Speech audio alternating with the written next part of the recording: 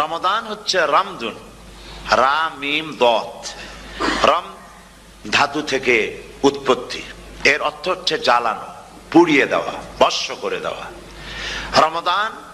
রমদান মুবারকে যারা নাকি সিয়াম সাধনা করে, আত্মত্যাগ করে, অর্থাৎ তিতিক্ষা, ত্যাগ এবং তিতিক্ষা করে, রমজান মুবারকে আল্লাহ পাক যেভাবে রোজা চান ওইভাবে যারা রোজা রাখে, তাদের সমস্ত গুনাহ সমূহকে আগুন যেমন আবর্জনাকে জ্বালিয়ে দেয়, রোজা যদি সঠিকভাবে কারো হয় তাহলে তার গুনাহগুলিকে এইভাবে জ্বালিয়ে ভস্ম করে দেয়।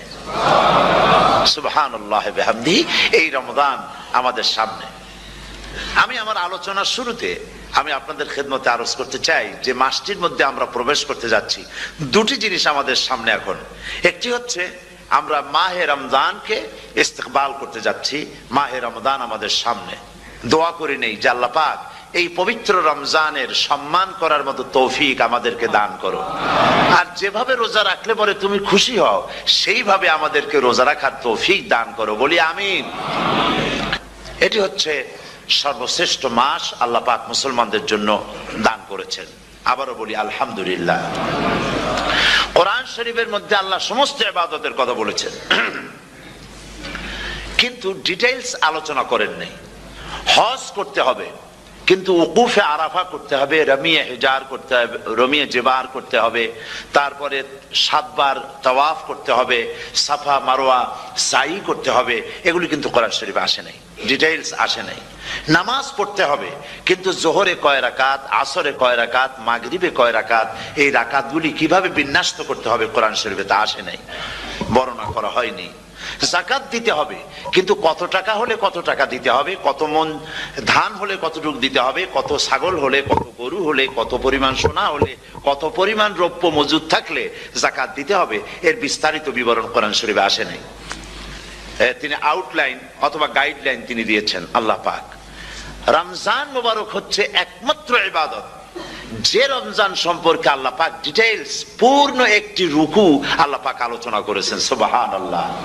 রোজা শুরু করবেন কোনখান থেকে, শেষ করবেন কোথায় গিয়ে, সফরে প্লেনে যখন চলবেন তখন আপনার রোজার অবস্থা কি হবে, যদি দেশে যান তখন কি হবে, অসুস্থ হলে কি হবে, কিভাবে রোজা রাখবেন, কিভাবে রোজা ভাঙবেন, তারপরে কখন শুরু হবে, কখন কি হবে ইত্যাদি বিস্তারিত বিবরণ। রোজার মতো করে এত অন্য কোন ইবাদতের ব্যাপারে আল্লাহ এতটা বলেন নাই যতটা বলেছেন রোজার ব্যাপারে। তাহলে নিশ্চয়ই বুঝতে পারছেন রোজাটা অত্যন্ত গুরুত্বপূর্ণ ইবাদত। সবটাই গুরুত্বপূর্ণ, কিন্তু রোজাটা আল্লাহর কাছে বেশি গুরুত্বপূর্ণ। সুবহানাল্লাহ। আচ্ছা, বেশি গুরুত্বপূর্ণ কেন সে কথা কি বলবো? অবশ্যই বলবো। বেশি গুরুত্ব এই কারণে, আল্লাহ পাক বলেছেন, এটা হচ্ছে হাদিসে কুদসি। আল্লাহ পাক বলেছেন আস-সাওমু লি ওয়া আনা আজজি বিহি। অন্য রিওয়ায়াতে এসেছে ওয়া আনা উজজা বিহি। আস-সাওমু লি, রোজা হলো আমার জন্য। কে বলতেছেন বলুন তো? আল্লাহ পাক বলছেন রোজা হচ্ছে আমার জন্য, রোজার পুরস্কার আমি দেব। অন্য বর্ণনায় এসেছে রোজা আমার জন্য আর রোজাদারের পুরস্কার আমি আল্লাহ নিজেই পুরস্কার। সুবহানাল্লাহ, সুবহানাল্লাহ। তাহলে প্রশ্ন আসে, আল্লাহ পাক বলছেন রোজা আমার জন্য, আস-সাওমু লি। আল্লাহ তো একথা কোথাও বলেননি আজ-যাকাতুলি, আস-সালাতুলি, আল-হাজ্জুলি। রোজা আমার কি বলে, যাকাত আমার জন্য, হজ আমার জন্য, নামাজ আমার জন্য, একথা কিন্তু আল্লাহ বলেন নাই। অবশ্যই আমরা যাকাত হোক, নামাজ হোক, হজ হোক কার জন্য করি? আল্লাহর জন্য করি। রমজানের ব্যাপারে আল্লাহ খাস করেছেন যে আস-সাওমু লি, রোজা আমার জন্য। এই কথাটার অর্থ কি, তাৎপর্য কি, ব্যাখ্যা কি, সিগনিফিকেন্স কি? এর সিগনিফিকেন্স হচ্ছে এই যে প্রত্যেকটা ইবাদতের দুটি ধরন আছে। কয়টা ধরন বলুন তো? দুটি ধরন। একটি ধরন হচ্ছে বাহ্যিক, আর একটা হচ্ছে আভ্যন্তরীণ।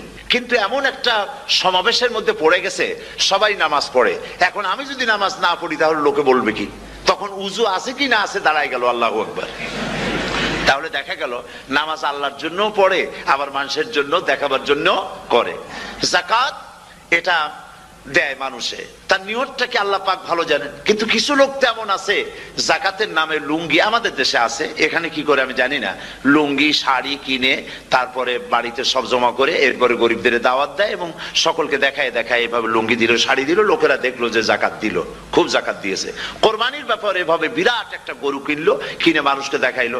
চট্টগ্রামে আছে সবচেয়ে বড় দামের গরু একটা কিনে গরুর গলায় মালা একটা পরাইয়া তারপরে শহর ঘুরায়। এখন অবশ্য এটা কমে গেছে আগের থেকে অনেক। মানুষ দেখুক যে অমুকে এই গরুটা কোরবানি করেছে। এটা কি কোরবানির জন্য হলো না মানুষকে দেখাবার জন্য হলো? হজ, টাকা আছে, লোকেরা বলবো কি যে এত টাকার মালিক তাও হজে যায় না, সুতরাং যাই একটু হজ করে আসি। তাহলে হজ করা গেল, আবার মানুষকে দেখাবার জন্য করলো, দুটি জিনিস আছে। কিন্তু একমাত্র রোজা, একমাত্র রোজা, রোজা যদি কেউ রাখে মানুষকে দেখাবার জন্য সকাল থেকে শুরু করে সন্ধ্যা পর্যন্ত না খাইয়া কোনো পাগলও থাকবে না। টয়লেটে গিয়ে খাইয়ে নিল ভালো করে, কোন একটা আড়াল জায়গা নিয়ে খেয়ে গেল, বাচ্চাও দেখলো না বউকেও দেখলো না, খেয়ে নিল, তাহলে সে তো রোজা রাখলো না। আল্লাহ পাক বলছেন আসসামুলি, রোজা হচ্ছে আমার জন্য, যে রোজা রাখে আমার জন্যই রাখে, মানুষকে দেখাবার জন্য সারাদিন না খাইয়ে থাকার কোনো প্রশ্নই ওঠে না। সুবহানাল্লাহ। সুতরাং রোজা যে রাখলো সে আমার জন্যই রাখলো, ওয়া আনা আজজি বিহি, রোজার পুরস্কার আমি আমার হাত দিয়ে দেব। সুবহানাল্লাহ, আমার হাত দিয়ে দেব। ম্যানেজার যদি বলে এই কাজগুলি করলে পরে বেতন, নির্ধারিত বেতন পাবা, আর এইটা যদি করো তাহলে বেতনটা আমি দেবো আমার হাত দিয়া, তাহলে এমপ্লয় যারা তারা বুঝতেই পারবে যে মালিক যখন নিজেই দেবে তাহলে ম্যানেজারের মতো দেবে না, মালিক মালিকের মতোই বড় করে দেবে। তো আল্লাহ পাক ফেরেশতাদের কাছে এটা রাখেন নাই, সব নাকি তোমরা লেখো গিয়া, আর রোজার সওয়াব আমার হাত দিয়ে আমি দেব। সুবহানাল্লাহ। এরপরে আল্লাহ পাক বলছেন, অন্য রিওয়ায়াতে এসেছে রোজা আমার জন্য, আর রোজাদারের পুরস্কার আর কিচ্ছু না, রোজাদারের পুরস্কার আমি আল্লাহ নিজেই পুরস্কার হয়ে যাব। সুবহানাল্লাহ। হাদিস শরীফে এসেছে রোজা রাখলে পরে ক্ষুধার কারণে, খালি পেটে থাকার কারণে টক্সিন জাতীয় এক প্রকারের গ্যাস তৈরি হয় পেটের ভেতরে, স্টমাকের মধ্যে, ফলে মুখে এক রকমের দুর্গন্ধের সৃষ্টি হয়। নবীজি বলেছেন রোজাদারের মুখের থেকে যে গন্ধ বের হয় আল্লাহ পাকের কাছে রোজাদারের মুখের গন্ধ মেসকো আম্বারের চাইতে বেশি পবিত্র। এই দরওয়াজা রোজাদারদের জন্য, কেবলমাত্র রোজাদারেরা সেখান থেকে প্রবেশ করবে, আর কেউ প্রবেশ করতে পারবে না। এই রোজাদারদের সম্পর্কে আল্লাহ পাক বলেছেন, হাদিস শরীফে এসেছে, বুখারী শরীফের হাদিস, রাসূল করিম সাল্লাল্লাহু আলাইহি ওয়াসাল্লাম বলেছেন লিসাইমে ফারহাতান, ফারহাতুন ইনদা ফিতরিহি ওয়া ফারহাতুন ইনদা লিকাই রাব্বিহি। রোজাদারের জন্য দুইটা খুশি। কয়টা খুশি বলুন তো? কে বলছেন? আল্লাহ রাসূল বলছেন রোজাদারের জন্য দুইটা খুশি। লিসাইমে ফারহাতান, দুটি খুশি। ফারহাতুন ইনদা ফিতরিহি, একটা খুশি হচ্ছে ইফতারের সময়। এই ফিতরিহিতে, এই ফিতরিহি দুটি কথা, এই একটি কথার দুটি ব্যাখ্যা হয়। একটা হচ্ছে ইফতারের সময়, ইফতারের কথাও বলা হয়েছে, আর ঈদের কথাও এর মধ্যে বলা হয়েছে। ইফতারের সময় হলো একটা খুশি, আর একটা খুশি হচ্ছে ইনদা লিকাই রাব্বিহি, যখন রোজাদারের সঙ্গে আল্লাহ পাক দেখা করবেন তখন হবে আরেকটা খুশি। তার মানে হচ্ছে রোজাদারদের সঙ্গে স্পেশাল আল্লাহ রাব্বুল আলামিন সাক্ষাৎকারের ব্যবস্থা করবেন। সুবহানাল্লাহ। আর একটা হচ্ছে আল্লাহর সঙ্গে যখন দেখা করবে। তো ইফতারের যে খুশিটা, এই খুশি রোজাদার ছাড়া কেউ বুঝবে না। ইফতার সারাদিন রোজা রাখার পর সামনে পেঁয়াজি, বেগুনি, সালাদ, তরমুজ, মিষ্টি, তারপরে আম্বালা সুইট মিটের নানান রকমের মিষ্টি, এরপরে মুড়ি, কত কিছু সব সামনে নিয়ে বসে আছে। দেখছেন অবস্থা? সমস্ত কিছু সামনে বসা, ঘড়ির দিকে তাকানো। আপনি যদি 5 মিনিট আগে খান, ফেরেশতা এসে মুখের উপর থাপ্পড় মারবে, বেটা খাইলি কেন? বলবে কেউ? বলবে না। কোন ফেরেশতা লাঠি নিয়ে দাঁড়ায় আছে? দাঁড়ায় নাই। কিন্তু আপনি খাচ্ছেন না কেন? সুবহানাল্লাহ। সুবহানাল্লাহ বলবেন না? অন্তত 1500 বছর আগে আল্লাহ রাব্বুল আলামিন নির্দেশ করে রেখেছেন, সূর্য সাদা হওয়া থেকে, পূর্ব দিগন্ত সাদা হওয়া থেকে শুরু করে পশ্চিম দিগন্তে যখন কালো হয়ে কালো রেখা দেখা দেবে, যখন মাগরিব হয়ে যাবে, সূর্যাস্ত যাবে, ততক্ষণ পানাহার আর স্ত্রী সম্ভোগ থেকে বিরত থাকো। ১৫০০ বছর আগের আল্লাহ রাব্বুল আলামিনের এই নোটিশ কিভাবে কার্যকরী হচ্ছে উম্মতের মধ্যে, মুসলমানদের ভেতরে। খাবার সামনে আছে, পিপাসা লেগেছে। এখন তো পিপাসা লাগে না, খুব ঠান্ডার সময়, এখন রোজা রাখতে খুব মজা হবে, তাই না? খুব মজার রোজা। কিন্তু এই রোজা যখন জুন মাস আর জুলাই মাসে আসবে, তখন টের পায় মানুষ রোজা কাহাকে বলে। একটা খাবারের দিকে রোজাদারের হাত যায় না, ঘড়ির দিকে তাকায় আর চুপ করে বসে বসে আল্লাহর জিকির করতে থাকে। আল্লাহ কয়, ফেরেশতারা দেখ, এই বান্দা বানাইতে নিষেধ করছিলি, সুবহানাল্লাহ। আল্লাহ খুশি হয়ে যান। রোজাদার অপেক্ষা করতে থাকে, ঠিক যখন কাটায় কাটায় সময়টা এসে গেছে, তখন আল্লাহর নাম করে খুরমা দিয়ে পানি দিয়ে ইফতার শুরু করে দিল। আল্লাহ পাক খুশি হয়ে গেলেন। এই যে ইফতার, সারাদিন রোজা রাখা ইফতার করায় যে মজা, রোজা রাখলো না এরকম লোকেরাও কিন্তু ইফতার করে, করে না? পুরান ঢাকায় আছে, ঢাকার তো কয়েকটা এলাকা আছে, পুরান ঢাকার লোকেরা নাকি বলে যে, যারা রোজা রাখে না তারা বলে যে রোজা না রাখা একরকম পাপ করছি, আর ইফতার না করে কবিরা গুনাহ করবো নাকি, ইফতার তো করাই লাগবে। তো খুব মজা করে ইফতার করে তারা। তো সারাদিন রোজা রেখে পেঁয়াজি, ছোলা, বুট, মুড়ি খাওয়ায় যে মজা, সারাদিন ভাত খাইয়া তারপরে ইফতারে শরীক হওয়া, ছাগলে ঘাস খাইলে যেমন লাগে ওই রকম তার মুখে লাগে, এই মজা পাবে না। রোজাদারের যে মজা লাগে সেই মজা সে পাবে না। তারপরে ঈদের দিনে জামা কাপড় পরিষ্কার করে, শেরওয়ানি গায়ে লাগাইয়া, পাঞ্জাবি পরে, আতর মেখে, এরপরে ঈদের জামাতে যখন দাঁড়ায় যায়, সে যে মজা পায়, সারা মাস রোজা রেখে ঈদের জামাতে গিয়ে সে যে মজা পায়, যে রোজা রাখলো না ঈদের দিনে খুব জামা, পাজামা, সেন্ট এগুলো মেখে টেকে প্রথম কাতারে গিয়ে দাঁড়ায় গেছে, ও সেই মজা পাবে না। ওর মনের মধ্যে একটা চোর চোর ভাব থেকেই যায়। সে মনে মনে ভাবে, এই জামাত আমার না, জোর করে আসছি, এইখানে দাঁড়াবার যোগ্যতা আমার নাই। মনের মধ্যে সে একটা অপরাধী ফিল করে, সে ফিল করতে থাকে। সুতরাং রোজাদারের জন্য দুইটা খুশি, একটা হচ্ছে ইফতারের সময়, আর একটা খুশি হবে যখন আল্লাহ তাদেরকে দেখা দেবেন। সুবহানাল্লাহ। এই রোজা আল্লাহ পাক দান করেছেন। আচ্ছা, কি জন্য রোজা আমাদের দিলেন? এই জন্য দিয়েছেন যে একটা মাস পৃথিবীর মুসলমানরা না খেয়ে থাকুক দিনের বেলায়, ওই না খেয়ে থাকার যে খাবারগুলি বাঁচবে, এগুলি আল্লাহ অন্য কোন এলাকার মানুষদের খাওয়াবেন নাকি? এই জন্য করেছেন রোজা, এই জন্য করেন নাই। রমজান মুবারকের এত ফজিলত, মানুষ যখন কোন ইবাদত করে, আল্লাহ পাক সেই ইবাদতের নেক আমলের সওয়াব 10 থেকে শুরু করে 700 পর্যন্ত বাড়ায় দেন। 10 থেকে শুরু করে 700 করে 700 বাড়ায় দেন, ইল্লা সাওম, রোজা ছাড়া। নবীজি বলেছেন, রমজান মুবারকে কেউ যদি একটি নফল কাজ আদায় করে, একটি নফল ইবাদত করে, অন্য মাসের একটি ফরজ আদায় করার সওয়াব আল্লাহ পাক নামায়ে আমলে দিয়ে দিবেন। রমজান মুবারকে কেউ যদি একটি ফরজ আদায় করে, অন্য মাসের 70টি ফরজ আদায় করার মতো সওয়াব আমলনামায় আল্লাহ দিয়ে দিবেন। সুবহানাল্লাহ। এই মাস আমাদের সামনে, আল্লাহু আকবার বলি, আল্লাহু আকবার বলি, আলহামদুলিল্লাহ।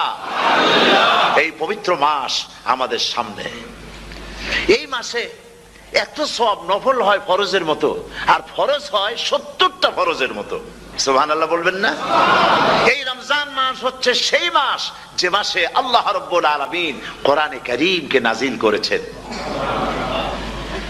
এই মাসের মধ্যে একটি রাত আছে, খায়রুম মিন আলফি শাহর, যে রাতটি 1000 মাসের চাইতে বেশি গুরুত্বপূর্ণ আল্লাহর কাছে। সুবহানাল্লাহ। একটি রাত 1000 মাসের চাইতে গুরুত্বপূর্ণ। 1000 মাস ক্যালকুলেটর দিয়ে হিসাব করলে দেখা যায় যে 1000 মাসে 83 বছর 4 মাস হয়। তাহলে তার অর্থ কি এই যে একটানা 83 বছর 4 মাস ইবাদত করলে যে সওয়াব হবে, এই রাত্রে ইবাদত করলে সেই সওয়াব হবে? হতে পারে, এরকম হতে পারে, কিন্তু ব্যাখ্যাটা কি? ব্যাখ্যাটা হচ্ছে, আরবিতে আলফুন শব্দ দিয়ে 1000 বোঝানো হয় না। আরবিতে যখন আলফুন বলা হয় তাহলে বোঝা যায় সংখ্যাধিক্য, বিপুল সংখ্যা, হাজার হাজার হাজার হাজার, থাউজেন্ডস এন্ড থাউজেন্ডস, এইটাকে বুঝাবার জন্য আরবিতে ব্যবহার করা হয় আলফুন, হাজার হাজার। তাহলে আল্লাহ কি বুঝাতে চাচ্ছেন? আল্লাহ রাব্বুল আলামিন তিনি আয়াত দ্বারা বুঝাতে চান, এর ব্যাখ্যা হচ্ছে এই পৃথিবীর মানবতার কল্যাণের জন্য, এই পৃথিবীর মানুষের ভালাইয়ের জন্য, মঙ্গলের জন্য হাজার হাজার মাস ধরে এই পৃথিবীর মানুষের যে কল্যাণ হয় নাই, এই রমজান মোবারকে একটা রাত আছে যেই রাতে আল্লাহ রাব্বুল আলামিন মানবতার সেই কল্যাণ করেছেন। সেই কল্যাণ কি দিয়ে করেছেন? আমাদের কাছে সেই নিয়ামতকে আমরা চিনলাম না, আমরা বুঝতে পারলাম না কত বড় নিয়ামত আল্লাহ আমাদের দান করেছেন। এই কোরআন যেন আপনি শুনতে পারেন, পড়তে পারেন, বুঝতে পারেন, সেই জন্য আল্লাহ রাব্বুল আলামিন শরিয়াত কি সুন্দর ব্যবস্থা করেছে। কোরআন শোনার জন্য রমজান মুবারকে তারাবিহের নামাজের ব্যবস্থা করা হয়েছে। সুবহানাল্লাহ, সুবহানাল্লাহ। যারা সব সময় পড়তে পারেন না, কোরআন তেলাওয়াত জানেন না, অথবা সারা বছরও এক খতম কোরআন শরীফ পড়া হয় না, শরিয়ত কি সুন্দর বিধান করলো যে আপনি যেন 30 পারা কোরআন শরীফ শুনতে পারেন, এই ব্যবস্থা তারাবিহের নামাজের মধ্যে শরিয়ত করে দিয়েছে। আলহামদুলিল্লাহ, আলহামদুলিল্লাহ। যাদের টাকা কড়ি আছে আমি তাদেরকে অনুরোধ করব, যদি পারেন তাহলে মেহেরবানি করে রমজান মুবারকে উমরা পালন করবেন। আমি উমরার নিয়ত করেই এসেছি, ঢাকা থেকে উমরার নিয়ত করেই এসেছি, আপনাদেরকে দেখে গেলাম। আর আমি এখান থেকে ডাইরেক্ট মদিনা মুনাওয়ারায় চলে যাব ইনশাআল্লাহ। লাইলাতুল কদর পর্যন্ত হারামাইন শরীফাইনে কাটাতে চাই, নিয়ত করেছি। আপনারা দোয়া করুন আল্লাহ যেন কবুল করেন। কি মজা যখন আপনি হারামাইন শরীফাইনে যখন তেলাওয়াত শুনবেন, আপনার কাছে মনে হবে যেন কোরআন শরীফ নাজিল হতেছে। সুবহানাল্লাহ। সেখানে তো নামাজের পরে হাত তুলে মোনাজাত করা হয় না, শুধুমাত্র রমজান মুবারকে বেতেরের নামাজের মধ্যে ইমাম সাহেব হাত তুলে মোনাজাত করেন। গত বছর লাইলাতুল কদরে পত্রিকাগুলি লিখেছে 30 লাখের উপরে লোক ছিল মক্কা শরীফের হারাম শরীফে, 30 লাখের উপরে। যখন তেলাওয়াত হচ্ছে, মোনাজাত করতেছেন ইমাম সাহেব কাঁপতেছেন, মোনাজাত করতেছেন, কাঁদতেছেন, আর গোটা হারাম জুড়ে কান্নার রোল পড়ে গিয়েছে। কিভাবে কাঁদতেছে! সারাদিন মানুষ রোজা রেখে তারপর ইফতার করতে যখন বসে, আমি সেই জান্নাতের কথা কেমনে আপনাদের বুঝাবো? রসগোল্লা কেমন লাগে বক্তৃতা দিয়ে 6 ঘন্টা বক্তৃতা দিয়েও বুঝানো যাবে না। যদি মুখের মধ্যে ঢুকাইতে পারি তাহলে বুঝবেন যে মজাটা কি। এটা তো আমি বুঝাইতে পারবো না কি মজাটা লাগে। সারাদিন রোজা রাখার পর সমস্ত লক্ষ লক্ষ মুসল্লিরা বসে আছে মক্কা শরীফে, কাবা শরীফ সামনে, এখানে বসে আছে। রোজাদারের সামনে আছে জমজমের পানি আর মদিনা মুনাওয়ারার খুরমা। আল্লাহর ঘর সামনে, জান্নাতের থেকে আর কাকে বলে? সুবহানাল্লাহ। আর মসজিদে নববীর ভিতরে মদিনার আকর্ষণ কাশাস আলাদা। আপনাকে জোর করে বসায় দিবে মসজিদে নববীতে রিয়াদুল জান্নাহ, রাসূল করিম সাল্লাল্লাহু আলাইহি ওয়াসাল্লামের কবর শরীফের কাছে বসে আপনি ইফতার করতেছেন। কত বড় নসিব! সেই জন্য আমি বলি, হলিডে করার জন্য আমেরিকা, সিঙ্গাপুর, হাবিজাবি এই সমস্ত ঘুরে কোনো লাভ নাই। হলিডে করতে চান, রমজান মুবারকে চলে যান হারামাইন শরীফাইন, মদিনা আল মুনাওয়ারা, মক্কা আল মুকাররমা। কপাল খুলে যাবে, জিন্দেগীর সমস্ত গুনাহ খাতা আল্লাহ পাক maaf করে দিবেন। রাসূল করিম সাল্লাল্লাহু আলাইহি ওয়াসাল্লাম বলেছেন, রমজান মুবারকে যে উমরা করলো সেজন্য হজ আদায় করলো। সুবহানাল্লাহ। অন্য রিওয়ায়াতে এসেছে, যে ব্যক্তি রমজান মুবারকে উমরা করলো সেজন্য আমার সাথে হজ আদায় করলো। সুবহানাল্লাহ। তো বলতেছিলাম যে কোরআনে কারীম হচ্ছে একটি বিরাট নিয়ামত। এই নিয়ামত শোনানো হয় রমজান মুবারকে। আমি এবার এসে খুব খুশি হলাম একথা শুনে যে ইস্ট লন্ডন মসজিদ তারা একটা ব্যবস্থা করেছে, সুন্দর একটা রেডিও তারা আবিষ্কার করেছে। না কি করছেন আপনারা? ট্রান্সমিটার তৈরি করেছেন। ওনারা ওখানে রেডিও বিক্রি করেন। আপনারা বহুটা খরচ করেছেন, তারা হাজার হাজার পাউন্ড খরচ করে টাওয়ার বানিয়েছেন এবং একটা ফ্রিকোয়েন্সি তারা নিজেরা নিয়েছেন। আর রেডিওগুলি 125 পাউন্ড করে ওনারা দিচ্ছেন খরচ হিসেবে। এইটা যারা নিয়ে যায় ঘরের মধ্যে বসে তারাবিহের তেলাওয়াত তারা শুনতে পাবেন। মহিলারা অনেক সময় আসতে পারেন না, মহিলারা ঘরে বসে শুনতে পারবেন। ওই ইস্ট লন্ডন মসজিদে যত ওয়াজ হবে, তেলাওয়াত হবে, নামাজ হবে, আজান হবে, ওয়াজ হবে, জিকির হবে, সব আপনার ঘরে বসে আপনি শুনতে পারবেন। আল্লাহ রাব্বুল আলামিন এই ইকদামকে, এই পদক্ষেপকে আল্লাহ কবুল করুন, সবাই বলেন আমিন। এবং প্রত্যেকের ঘরে ঘরে এই রেডিও পৌঁছে যাক, আমরা বলি আমিন। আল্লাহ যেন কবুল করেন। আপনি ঘরে বসে মসজিদের সমস্ত প্রোগ্রাম পেতে পারবেন। আর কি সুন্দর সেখানে যিনি তেলাওয়াত করেন, আজান দেন, আলহামদুলিল্লাহ, তার আজান শুনলে পরে তো মনে হয় যে আমি মক্কা শরীফে চলে গেছি, মদিনায় চলে গেছি। আর তেলাওয়াতও কত সুন্দর, আলহামদুলিল্লাহ। আল্লাহ তার প্রতি রহম করুন, আমরা বলি আমিন। সুতরাং বলতেছিলাম যে এই পবিত্র রমজানুল মুবারক, এটি কি জিনিসটা, কি জিনিসটা বুঝাবার জন্য আমি বলি, যেমন এই ঘড়িটা এটা কেনার পর 2-1 বছর পর এটা ফাস্ট হয় অথবা কি হয়, স্লো হয়ে যায়।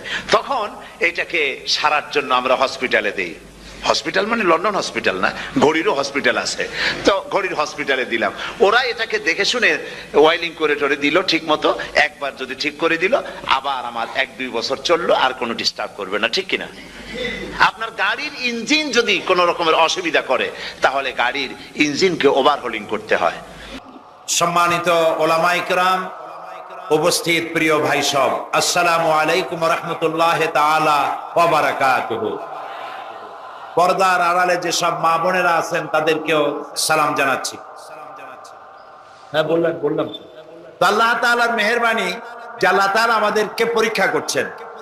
আর বৃষ্টি খুবই দরকার। কি বলেন, বৃষ্টি দরকার না? বৃষ্টি আল্লাহর নেয়ামত। বৃষ্টি আল্লাহর কি নেয়ামত। এখন বাংলাদেশে মাহফিল প্রত্যেক দিন কোনো না কোনো জায়গায় হয়। সবাই যদি দোয়া করতে থাকে যে আল্লাহ আমাদের মাহফিলের জন্য বৃষ্টি না হয়, আর সকলের দোয়া যদি আল্লাহ কবুল করেন, তাহলে ওয়াজ খাইয়া তো আর পেট ভরবে না। জমিনে ফসল লাগবে, ধান লাগবে, গম লাগবে, ঠিক না ভাই? সেই জন্য বৃষ্টি আল্লাহর রহমত। আল্লাহ বৃষ্টি দিয়েছেন, বাতাস দিয়েছেন, তার জমিনকে তিনি ঠান্ডা করে দিয়েছেন। আর আপনারা ইমানের পরীক্ষায় মিয়া 100 মার্ক পেয়ে গেছেন।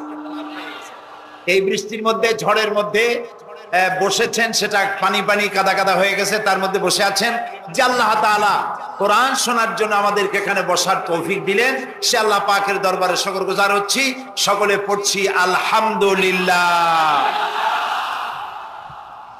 রব্বানা লাকাল হামদ হামদান কাসীরান তাইয়িবান মুবারাকান ফীহি ইয়া রাব্বি লাকাল হামদু কামা ইয়ানবাগি লিজালালি ওয়াজহিকা ওয়া আযীমি সুলতানিকা।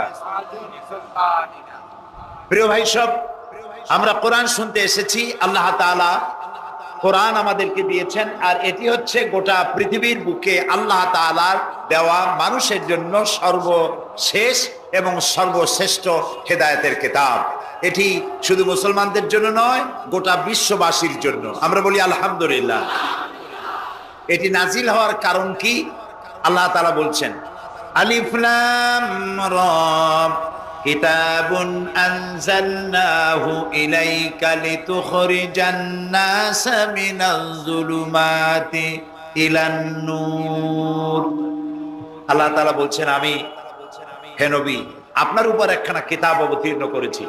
এই কিতাবখানা অবতীর্ণ করেছি এই জন্য, যাতে করে অন্ধকারের ভেতর থেকে মানুষগুলিকে আপনি আলোর দিকে নিয়ে আসতে পারেন। আমরা বলি সুবহানাল্লাহ।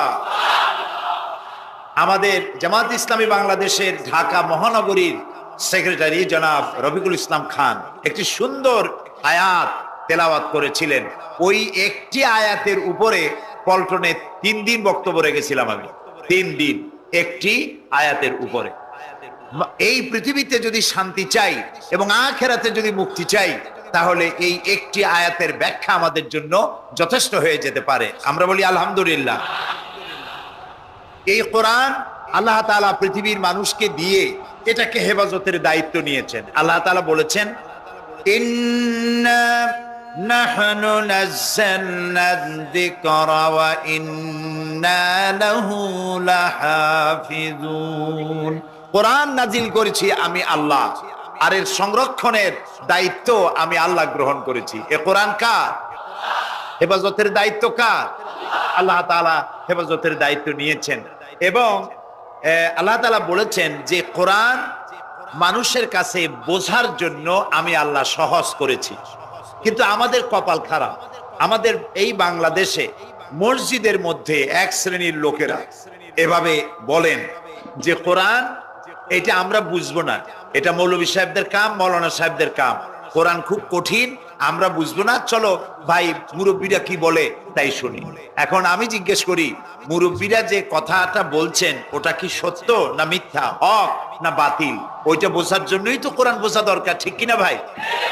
সেই জন্য কেউ যদি বলেন যে কোরআন বোঝা মৌলানা মৌলবীদের কাজ, আমাদের কাজ না, এই কথা যিনি বলেন তিনি শয়তানের সব থেকে বড় ওয়াসওয়াসার মধ্যে পড়েছেন। কারণ কোরআন বোঝা কঠিন না সহজ, এর জবাব আল্লাহ তাআলা নিজেই দিয়েছেন। কোরআনে কারিমে আল্লাহ তাআলা বলছেন সূরা কামারের মধ্যে 4 জায়গায় আল্লাহ বলেছেন, কি বলেছেন? আল্লাহ রাব্বুল আলামিন বলেন ওয়ালাকাদ ইয়াসসারনাল কুরআনা লিযিকরি ফাহাল মিন মুদ্দাকির। আল্লাহ তাআলা বলেন আমি কোরআনে কারীমকে বোঝার জন্য এবং মুখস্থ করার জন্য মানুষের কাছে আমি সহজ করে দিয়েছি। এটা যদি আল্লাহ সহজ না করতেন তাহলে এত বড় কিতাব মুখস্থ করা এটা কি মানুষের জন্য সম্ভব? বলেন সম্ভব? পৃথিবীতে কোনো ধর্ম এমন নাই যাদের, যেই ধর্মের লোকেরা তাদের ধর্মগ্রন্থ মুখস্থ করতে পেরেছে এমন কোন ধর্ম পৃথিবীতে নাই। কিন্তু কোরআন শরীফ 540টি রুকু, 114টি সূরা, 30টি পারা, 6066টি আয়াত এ মানুষেরা মুখস্থ করতে সক্ষম হয়েছে। সুবহানাল্লাহ। এটি করার কে তৌফিক দিয়েছেন? আল্লাহ তাআলা। তবে আমাদেরকে মনে রাখতে হবে যে কোরআন শরীফ মুখস্থ করার জন্য শুধু তেলাওয়াতের জন্য নাজিল হয় নাই। কোরআন শরীফ নাজিল হয়েছে আমরা যেন তেলাওয়াত করতে পারি, আমরা যেন বুঝতে পারি, আমরা যেন এটার উপরে জীবন গড়তে পারি, সেই জন্য কোরআন নাজিল হয়েছে। তাই নবী করিম সাল্লাল্লাহু আলাইহি সাল্লাম এই কোরআনের দাওয়াত দিয়ে একটি সমাজ তৈরি করেছিলেন এত সুন্দর যে এর থেকে সুন্দর সমাজ পৃথিবীতে আর আসে নাই। সুবহানাল্লাহ বলেন। এই কোরআনের কাছে মানুষ যদি আসে, সে যদি জিরো হয় কোরআন তারে হিরো বানায়। কোরআন কি বানায়? হিরো। আর কোন হিরো যদি কোরআনের সাথে বেয়াদবি করে কোরআন তারে কি বানায়? জিরো বানায়। আপনারা হযরত ওমর রাদিয়াল্লাহু তাআলা আনহুকে নিশ্চয়ই চেনেন, দেখছেন তারে? আমরা কেউ দেখি নাই, কিন্তু তার কথা আমরা হাদিসে পড়েছি, ঠিক না ভাই? ইতিহাসে পড়েছি, হাদিসে পড়েছি। তিনি জাহিল ছিলেন, অজ্ঞ ছিলেন, মূর্খ ছিলেন। কতটা জাহিল হলে পরে একজন মানুষ আল্লাহর নবী হত্যা করতে আসতে পারে, চিন্তা করেন যে কত বড় জাহিল ছিলেন। কিছু পার্থিব সুযোগ সুবিধা লাভের জন্য, কিছু টাকা পয়সা উট পাবে, এই লোভের জন্য তিনি আল্লাহ রসুলকে হত্যা করতে এসেছিলেন। কোরআনকে বলা হয় কিমিয়া, মানে পরশ পাথর। কি বলা হয়? পরশ পাথর। পরশ পাথরের খাসিয়াত কি? সেটা হলো এর সাথে যদি লোহা লাগে লোহা সোনা হয়ে যায়, যদি পাথর লাগে পাথর ডায়মন্ড হয়ে যায়। সুবহানাল্লাহ, সুবহানাল্লাহ। এই কোরআন হযরত ওমরকে কোথা থেকে কোথায় নিলেন ইতিহাসের পাতা থেকে আপনাদের শোনাই। হযরত ওমর রাদিয়াল্লাহু তাআলা আনহু তখন মুসলিম জাহানের খলিফা, আমিরুল মুমিনিন, খলিফাতুল মুসলিমিন। সেই সময় হযরত আলী রাদিয়াল্লাহু তাআলা আনহু তিনি স্বপ্নে দেখছেন যেন তিনি রাসূলুল্লাহ সাল্লাল্লাহু আলাইহি ওয়াসাল্লামের পেছনে ফজরের নামাজ আদায় করছেন। ফজরের নামাজ আদায় করে রাসূলুল্লাহর আদত ছিল এই যে পিছনের দিকে ফিরে বসতেন আর মাসনুন দোয়াগুলি রাসূলুল্লাহ দোয়া পড়তেন। সেই দোয়াগুলি সাহাবীরাও পড়তেন, রাসূলের শেখানো দোয়া। হযরত আলী ওই দোয়াগুলি পড়ে মসজিদ থেকে বেরিয়ে গেছেন। গেটের কাছে গিয়ে দেখেন যে একটা বুড়ি দাঁড়ানো আর হাতে একটা পাত্র ভরা খোরমা।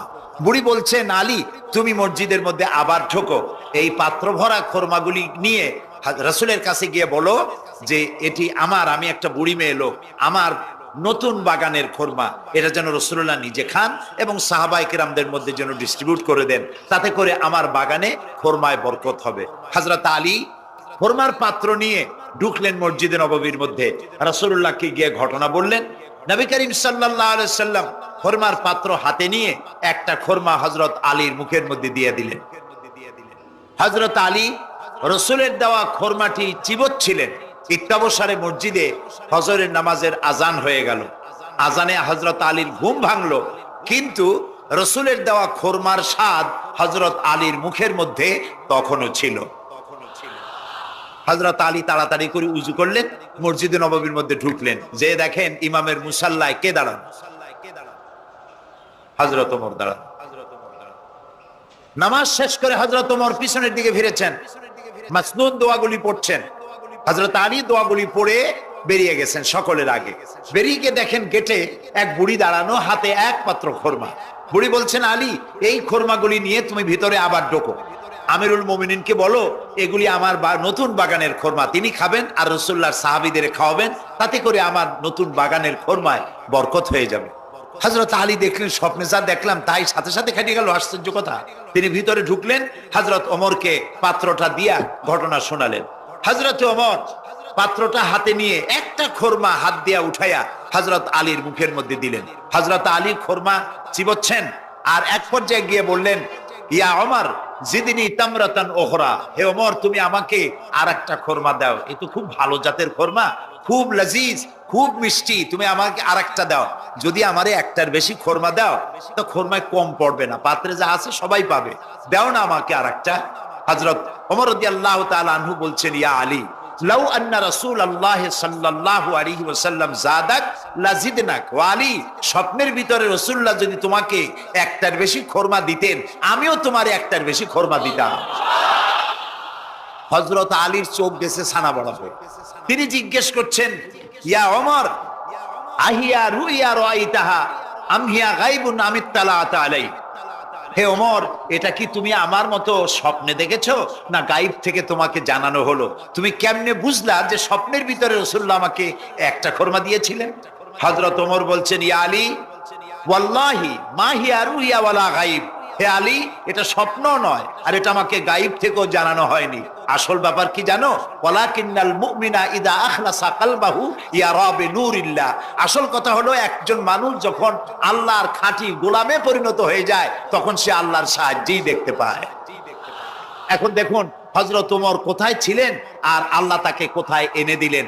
রাসূলুল্লাহ বলেছেন, লা নাবিয়্যা বা'দি ওয়ালা রাসূলা, আমার পরে নবীও হবে না রাসূলও হবে না, কিন্তু আমার পরে যদি কেউ নবী হতেন আল্লাহ তাআলা ওমরকে নবী বানাই দিতেন। সুবহানাল্লাহি বিহামদি। এই হযরত ওমরকে অধপতনের অতল তলদেশ থেকে উঠাইয়া বিশ্বের দরবারে সর্বকালের জন্য পরিচিত করায় দিল যে জিনিস, তার নাম হচ্ছে এই কোরআন। নাম কি? কোরআন। আমরা যদি আমাদের ভাগ্যের পরিবর্তন চাই, আমরা কি ভাগ্যের পরিবর্তন চাই? বলেন চাই? ভাগ্যের যদি পরিবর্তন চাই তাহলে কোরআনের কারিমের কাছে আসতে হবে। কোরআনই পারে আমাদের ভাগ্যকে পরিবর্তন করে দিতে। নবী করিম সাল্লাল্লাহু আলাইহি সাল্লাম বলেছেন এটা হচ্ছে সেই কোরআন, এই কোরআন নিয়ে যখন আমি জেনেদের সামনে কোরআন তেলাওয়াত করেছি তখন জেনেরা একথা না বলে পারে নাই, ইন্না সামি'না কুরআনান আজাবা, আমরা একটা আশ্চর্য ধরনের কোরআন শুনেছি। আল্লাহর নবী বলেন জেনেরা আমার মুখে যখন তেলাওয়াত শুনল তারা বলল, ইন্না সামি'না কুরআনান আজাবা, আমরা এক আশ্চর্য ধরনের কোরআন শুনেছি। ইয়াহদি ইলার রুশদ ফাআমান্না বিহি, এমন কোরআন শুনলাম যে কোরআন আমাদেরকে সত্যের পথ দেখায়। আর কোরআন যখন শুনলাম লা ইলাহা ইল্লাল্লাহ, লা ইলাহা ইল্লাল্লাহ,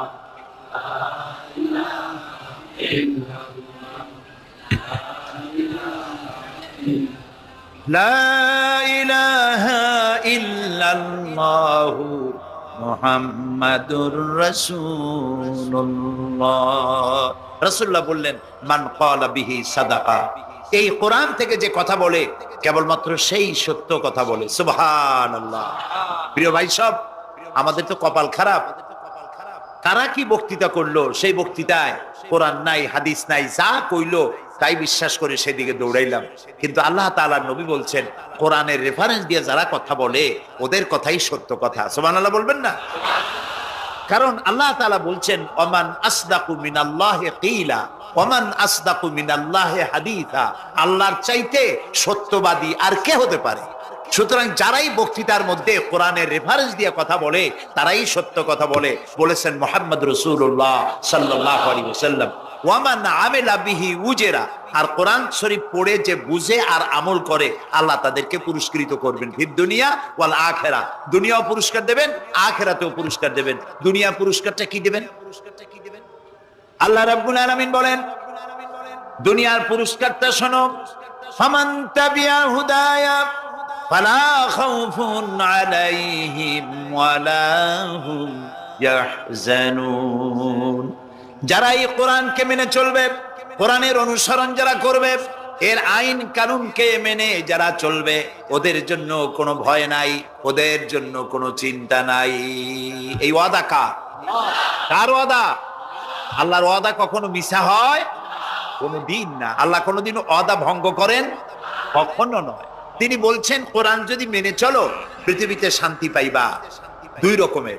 একটা হলো পৃথিবীতে তোমাদের কোনো চিন্তা থাকবে না, ভয় থাকবে না।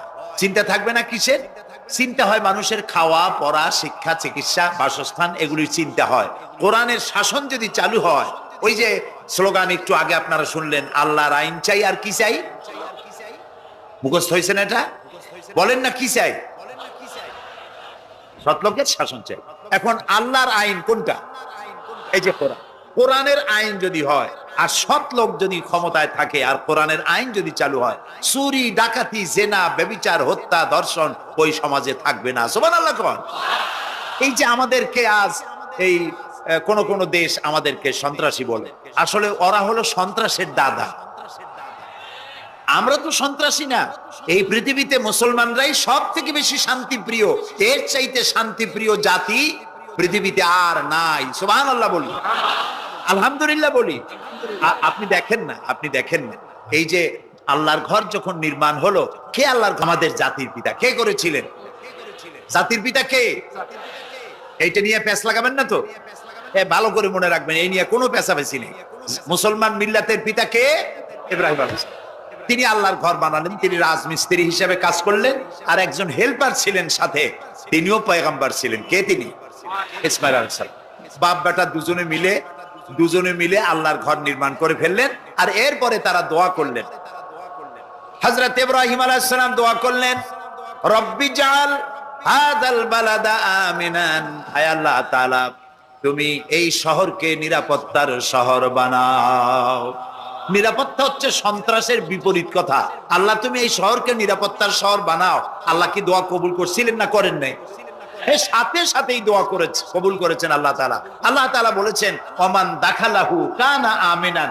যেই প্রবেশ করবে আমার এই পবিত্র শহরে, আমি তাকে নিরাপত্তা প্রদান করব। সুবহানাল্লাহ। আজ আমাদেরকে সন্ত্রাসী যারা বলে, তারা দেখুক কোরআনের সব আইন সৌদি আরবিয়ায় নাই। আপনারা বলেন তো, পৃথিবীতে অপরাধ প্রবণতা, করাপশন, ক্রাইম পৃথিবীতে সব থেকে কম হয় কোন দেশে? কিন্তু কোরআন শরীফের সবটা আইন সেখানে চালু নাই। কিন্তু কিছু আইন চালু আছে, তাতে এত শান্তি।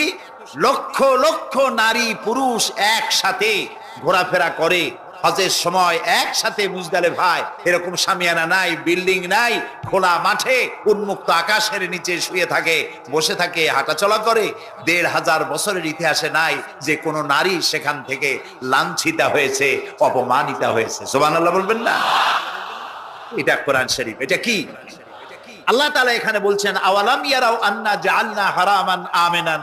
তোমরা কি দেখতে পাও না যে আমি এই শহরকে কিভাবে নিরাপত্তার শহর বানিয়েছি? যখন পৃথিবীর চতুর্দিকে মারামারি, কাটাকাটি, হত্যা, ধর্ষণ, ছিনতাই সব চলছে গোটা পৃথিবীতে, তখন আমার হারামের দিকে তাকিয়ে দেখো তো কত নিরাপত্তা আমি প্রদান করেছি। সুবহানাল্লাহ। শান্তিপ্রিয় পৃথিবীতে মুসলমানদের চাইতে শান্তিপ্রিয় আর কোন জাতি নাই, হতে পারে না। আলহামদুলিল্লাহ বলুন। এখন আল্লাহ তাআলা বলছেন যে ফামান তাবিআ হুদায়া ফালা খাউফুন আলাইহিম ওয়ালা হুম ইয়াহজানুন। প্রিয় ভাই সব, কোরআনের কথা বলতে গেলে রাতের পর রাত লেগে যায়, কারণ এক মহাসমুদ্র। এটা কি? মহাসমুদ্র কোরআন।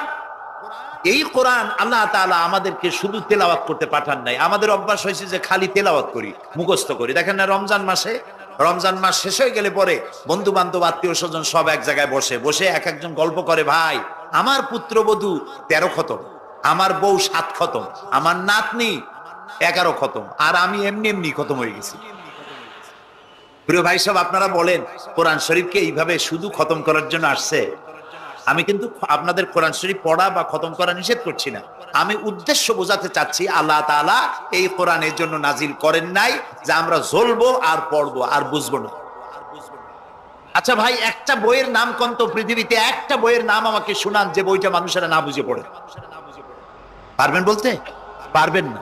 এমনকি আপনার ছোট্ট বাচ্চা কেজি 1, কেজি 2, কেজি 3 পড়ে বা কি জানি করে নার্সারি গ্রুপে পড়ে, তারেও দেখবেন প্রত্যেকটা শব্দ বানান করিয়া অর্থ সহকারে বুঝে পড়ে। বলেন ঠিক কিনা? কিন্তু কপাল পোড়া মুসলমান জাতি একমাত্র মাজলুম কিতাব, আল্লাহর কিতাব কোরআন শরীফ পড়ে অথচ কিছু বোঝে না। ঠিক কিনা? আমি যদি এখন জিজ্ঞেস করি যে আপনারা কোরআন বুঝে পড়তে পারেন কয়জন, হাত তোলেন। যদি বলি হাত কি কম বেশি উঠবে না কম উঠবে? সেই জন্য হাত উঠাইতে বললাম না। এটা আমাদের জন্য কপাল পোড়ার লক্ষণ। কি পোড়ার লক্ষণ? বিশ্বাস করুন ভাই, কোরআন শরীফ তাবিজ লেখার জন্য আসে নাই, কোরআন শরীফ ঝুলে ঝুলে আপনি পড়বেন এই জন্য আসে নাই। কোরআন আসছে তেলাওয়াত করবেন, বুঝবেন, আমল করবেন। হাদিস শরীফে এসেছে কোন কোন সাহাবীর এক একটা সূরা শেষ করতে বছরের পর বছর চলে যেত। কারণ কি? কারণ হলো তারা এক একটা আয়াত পড়তেন, বুঝতেন, বাস্তব জীবনে আমল করতেন, আরেকটা আয়াত পড়তেন, বুঝতেন, আমল করতেন, তারপরে আবার আরেকটা পড়তেন, আমল করতেন। এভাবে করে সাহাবীরা কোরআন পড়তেন, বুঝতেন, আমল করতেন। ফলে এই সাহাবীরা যখন বিয়ে শাদী করতেন, সাহাবীরা যখন ব্যবসা বাণিজ্য করতেন, সাহাবীরা যখন কেনা বেচা করতেন, পারিবারিক জীবন যাপন করতেন, হাঁটাচলা করতেন, তখন মানুষেরা বুঝতে পারত, অনুভব করতে পারত যেন জীবন্ত কোরআন শরীফ চলাফেরা করছে। কোরআন যাদের কাছে, তাদের আমলের মধ্যে পরিবর্তন আসতে হবে। তো এরকম একটা বৈপ্লবিক কিতাব যাদের কাছে, তাদের তো আমলের মধ্যে পরিবর্তন আসবে। কি পরিবর্তন আসবে? এরা যদি ব্যবসায়ী হয় ওজনে কম দেবে না। সুবহানাল্লাহ কবেন না? আর এখন আমরা যা করি সুবহানাল্লাহ থুইয়া খালি নাউজুবিল্লাহ কোয়া দরকার। ঠিক কিনা ভাই? মুসলমানের চাইতে এত ওজনে কম দেওয়ার লোক আর আছে কিনা সন্দেহ। ওজনে দেবে কম, খাদ্যে দেবে ভেজাল, সাক্ষী দেবে তো মিথ্যা সাক্ষী দেবে, ওয়াদা খেলাপ করবে, আমানতের খেয়ানত করবে, এরপরে ধার করবে, টাকা শোধ করবে না। ছেলে দিয়ে বলাবে, বলো আব্বা বাড়ি নেই। এখন সে যাই আর যে টাকা চাইতে আসছে তাহলে বলে যে আব্বা বলছেন, আব্বা নাকি বাড়ি নেই। বুঝতে পারছেন কথা? এই হলো মুসলমান। নাউজুবিল্লাহ কোন। এই জন্য আল্লাহ তাআলার নবী বলেছেন, ওয়ামান আমেলা বিহি উজরা, যে ব্যক্তি কোরআন পড়বে, আমল করবে, আল্লাহ তাকে পুরস্কার দিবেন। কোথায় কোথায় দেবেন কোন তো? 2 জায়গায় দেবে, ইহকালেও দেবে, পরকালেও দিবে। দুনিয়ার পুরস্কারটা কি? দুনিয়ার পুরস্কারটা হলো যে চিন্তা থাকবে না, আর কোনো ভয় থাকবে না। ভয় থাকবে না কিসের? ভয় থাকবে না যেই সমাজে কোরআন মানা হবে, যেই সমাজের আইনের উৎস হবে কোরআন, ওই সমাজের মধ্যে চুরি, ডাকাতি, জেনা, ব্যভিচার, হত্যা, ধর্ষণ থাকবে না। কাজে ভীতি শূন্য, সমৃদ্ধিপূর্ণ, নিরাপত্তাপূর্ণ একটি সুন্দর সমাজ উপহার দেবে এই কোরআন। সুবহানাল্লাহ।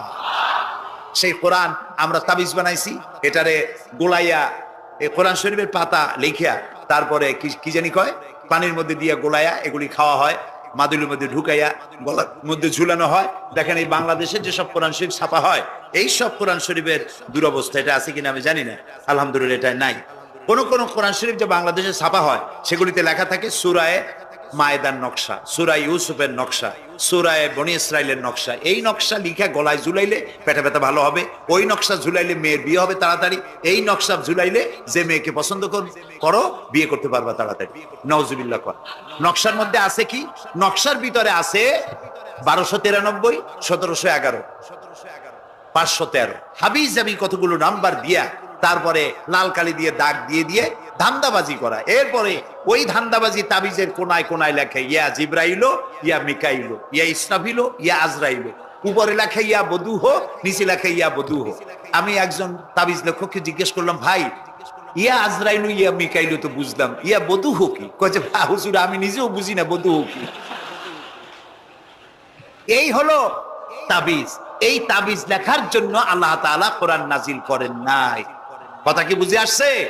তাবিজের জন্য আসে নাই, তদবিরের জন্য আসে নাই, শুধু পড়বো এজন্য আসে নাই। কোরআন এসেছে বোঝার জন্য, তেলাওয়াতের জন্য, বোঝার জন্য, কোরআন অনুযায়ী জীবন গড়ার জন্য। আল্লাহর নবী তাই বলেন, ওয়ামান আমেলা বিহি উজরা, কোরআন শরীফ যে পড়বে আর আমল করবে, দুনিয়ায় শান্তি দেওয়া হবে, আখিরাতেও পুরস্কৃত করা হবে। আখিরাতের পুরস্কারটা কি? নবীজি বলেছেন, মান ক্বারাআল কুরআনা ফাস্তাজহারাহু ফাহাল্লা হালালাহু ওয়া হাররামা হারামাহু আদখালাহুল্লাহুল জান্নাহ ওয়া শাফাআহু ফি আশরাতিন মিন আহলি বাইতিহি কুল্লুহুম ক্বাদ ওয়াজাবাত লাহুন নার। সাদাকান নবী সাল্লাল্লাহু আলাইহি ওয়াসাল্লাম।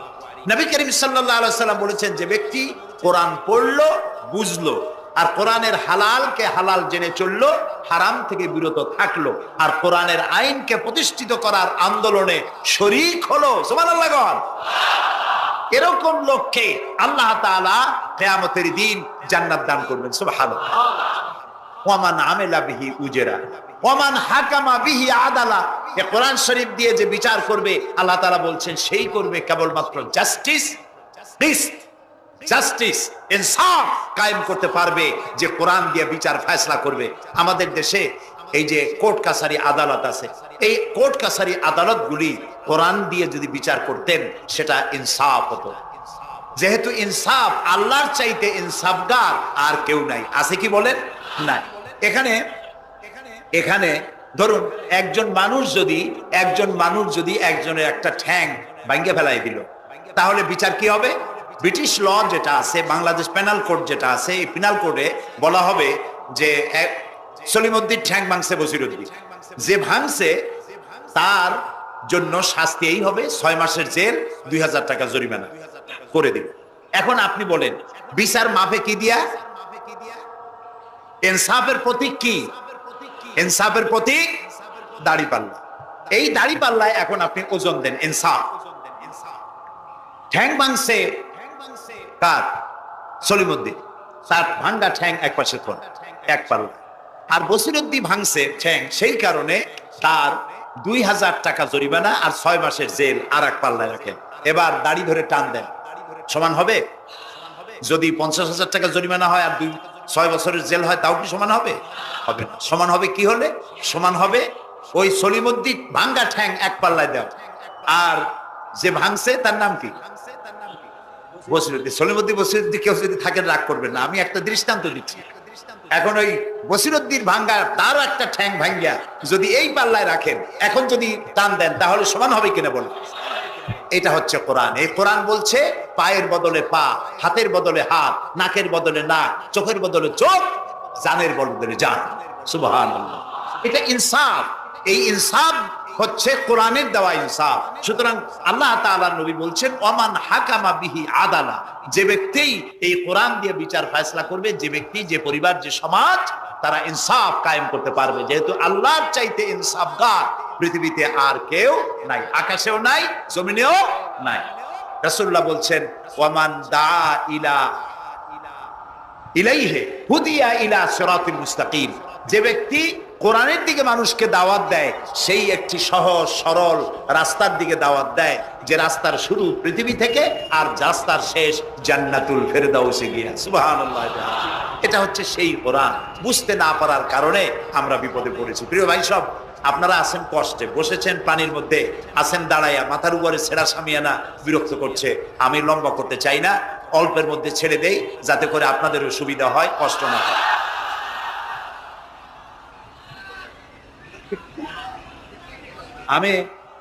তবুও আমি খুব লম্বা করব না, অল্পতে আমরা যাতে বুঝতে পারি, এরকম একটু কথা আমি বলতে চাই, একটু বলি, এবং সেইটাই বলবো যেটা আপনারা শুনতে চান, সেইটাই বলবো যেটা শুরু করেছিলেন আমাদের রফিকুল ইসলাম খান ভাই, মহানগরীর সেক্রেটারি জনাব রফিকুল ইসলাম খান।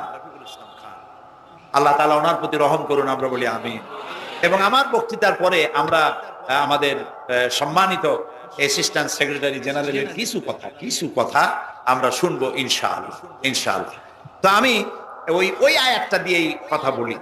আল্লাহ তাআলা বলছেন, ইয়া আইয়ুহাল্লাযীনা আমানু হাল আদুল্লুকুম আলা তিজারাতিন তুনজিকুম মিন আযাবিন আলীম تؤمنون بالله ورسوله وتجاهدون في سبيل الله بأموالكم وأنفسكم ذلكم خير لكم إن كنتم تعلمون।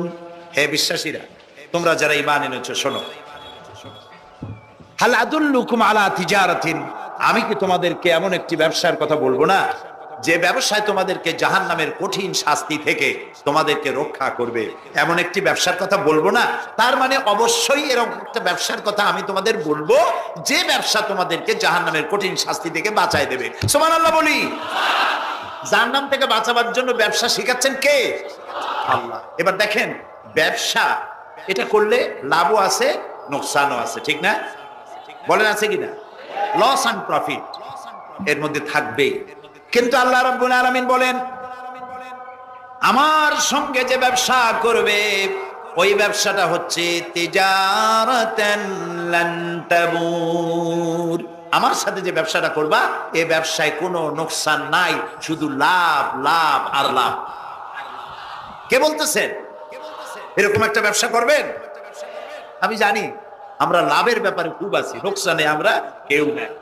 মানুষ লেখাপড়া জানুক আর না জানুক, লাভ যেখানে সেখানে মানুষ ছাপ দেয় তাড়াতাড়ি।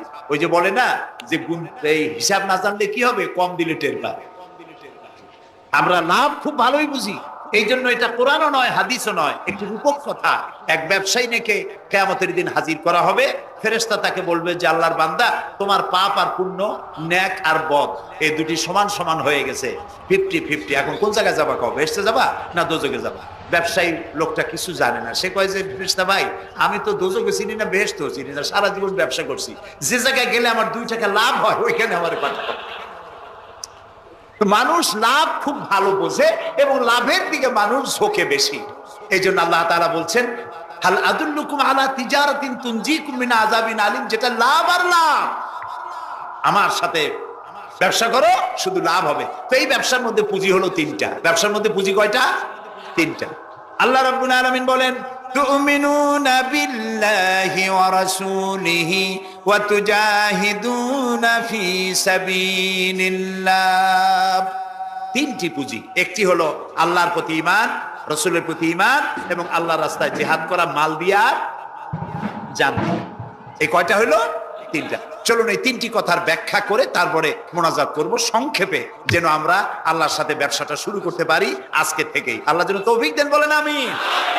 1 নম্বর হচ্ছে তুমিনুনা বিল্লাহ, আল্লাহর প্রতি বিশ্বাস, আল্লাহর প্রতি ঈমান। বলেন আল্লাহর প্রতি ঈমান। এখন আপনারা বলবেন যে এটা তো কোনো নতুন কথা হলো না, আল্লাহর প্রতি ঈমান আনছি, যদি ঈমানই না থাকতো তাহলে কি বৃষ্টির মধ্যে এই পানির মধ্যে আমরা কি বসে থাকতাম? 100% সত্য কথা। ঈমান না থাকলে কেউ আসতেন না, আর এই পানির মধ্যে, ঝড়ের মধ্যে বাঁশ ভাঙ্গে মাথায় পড়তে পারে, এই ঝুঁকি নিয়ে বসতেন। ঠিক কিনা ভাই? আমরা সবাই ঈমানদার। তবে আল্লাহর উপর ঈমান আনতে হলে 4টি শর্ত লাগে। কয়টি শর্ত? 4টি শর্ত ফুলফিল করলে আল্লাহর উপর ঈমান এনেছি বলে প্রমাণিত হবে। নইলে আল্লাহ আছে একথা নুরা পাগলাও বলছে। নুরা পাগলার বলা আর আপনার আবার বলা এটা তো এক হওয়ার কথা না, ঠিক কিনা বলে? তা আল্লাহর উপর ঈমান আনতে হলে শর্ত কয়টা? 4টে। 1 নম্বরের শর্ত হলো আল্লাহর জাত সম্পর্কে স্বীকার করে নেওয়া, আল্লাহর অস্তিত্ব, আল্লাহ আছেন এটা মেনে নেওয়া। তো আল্লাহ আছেন এ ব্যাপারে আমাদের কোনো দ্বিমত নেই, ঠিক না?